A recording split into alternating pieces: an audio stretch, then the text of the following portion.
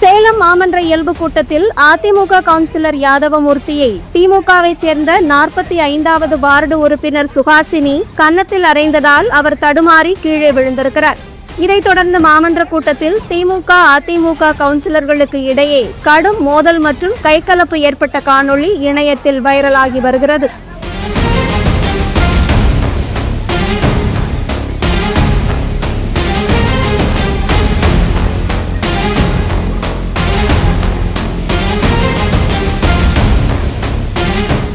மாநகராட்சி டெண்டர்களை குறைந்த விலைக்கு கேட்கும் ஒப்பந்ததாரர்களுக்கு கொடுக்காமல் அமைச்சருக்கு வேண்டப்பட்டவர்களுக்கு கூடுதல் தொகைக்கு டெண்டர் வழங்குவதாக யாதவமூர்த்தி குற்றம் சாட்டியதை தொடர்ந்தே திமுகவினர் தாக்குதலில் ஈடுபட்டதாக கூறப்படுகிறது.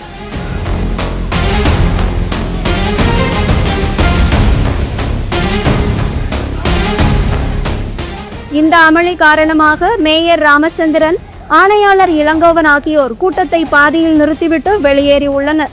மேயர் வெளியேறும்போது தேசிய கீதம் இசைக்கப்பட வேண்டும் என்ற மரபு இருக்கும் நிலையில் மோதலுக்கு இடையே நாட்டுப்பண் பாடச் சொல்லுவது அவமதிப்பு என்று கூறியும் அங்கு வாக்குவாதம் நடைபெற்றுள்ளது.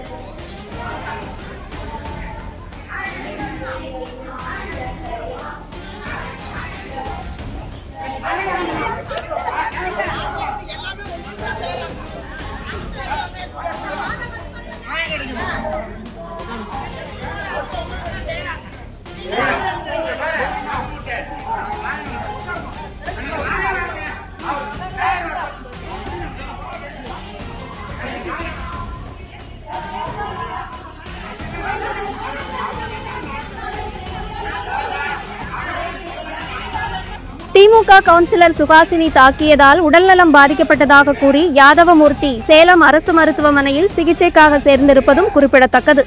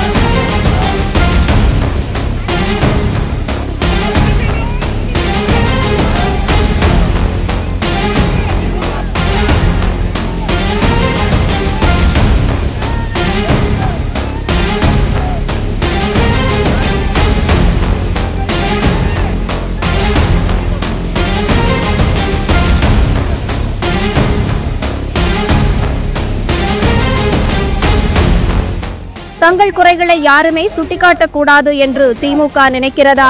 மாமன்ற கூட்டத்தில் மரியாதை குறைவாக வார்த்தைகள் பேசி சண்டை போட்ட காலங்கள் போய் தற்போது ரவுடிகள் போல களமிறங்கி இருக்கும் திமுக கவுன்சிலர்கள் ஒருவருக்கொருவர் அடித்துக் கொள்ளும் கீழ்த்தரமான நிலைக்கு தமிழ்நாட்டை கொண்டு வந்ததுதான் முதல்வரின் 4 ஆண்டு சாதனையா? கட்சியினருக்கு அடிப்படை அரசியல் நடத்துவதை பற்றி கூட சரியாக சொல்லித்தராமல் ஊழல் செய்வது எப்படி என்று மட்டும்தான் பயிற்சி பாசறையில் கற்றுத்தருகிறார்களா என்பதெல்லாம் முதல்வர் முன் வைக்கப்பட்டிருக்கும் முக்கியமான கேள்விகள்.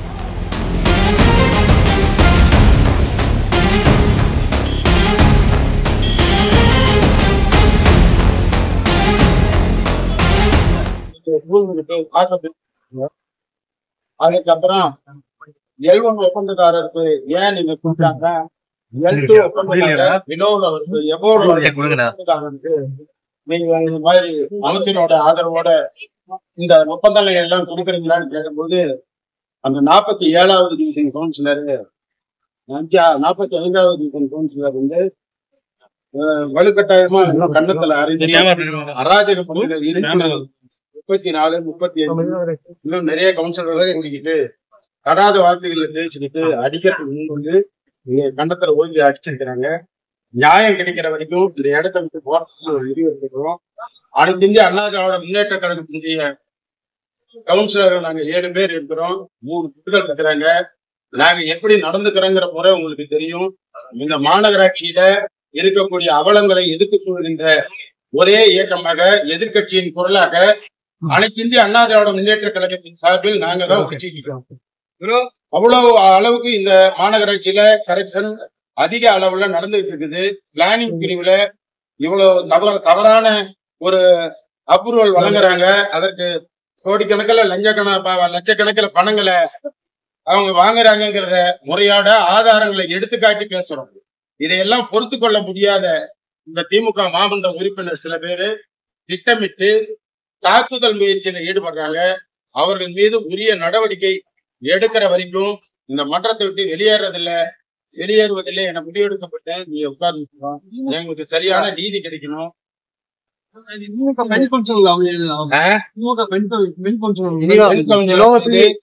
கடுமையான உடனடி ஒழுங்கு நடவடிக்கை எடுக்கணும்.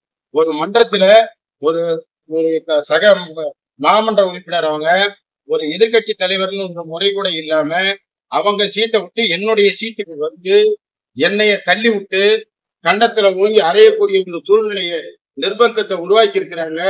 அவங்க பேர் எடுக்கணுங்கிறதுக்காக இனிமேல் இந்த தாக்குதல் நடைபெற்றிருக்கிறது. இதை அவங்க மீது உரிய நடவடிக்கை மேற்கொண்டா மட்டும்தான் இந்த மன்றத்திலிருந்து வெளியேறுவோங்கிறத இந்த நேரத்துல உண்மையா கண்டிச்சு தெரிவிச்சு கேட்டாரு. அவரை என்ன கேட்டாரு?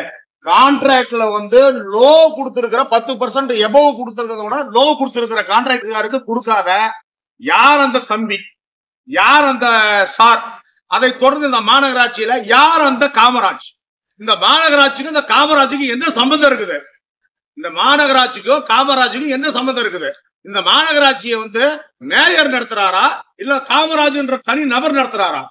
அதாவது பிலோ 10% போட்டிருக்கோம். அதாவது வந்து இந்த திமுக ஆட்சி தொடர்ந்து இந்த திமுக மாநகராட்சியை புறக்கணிச்சிட்டு இருக்குது.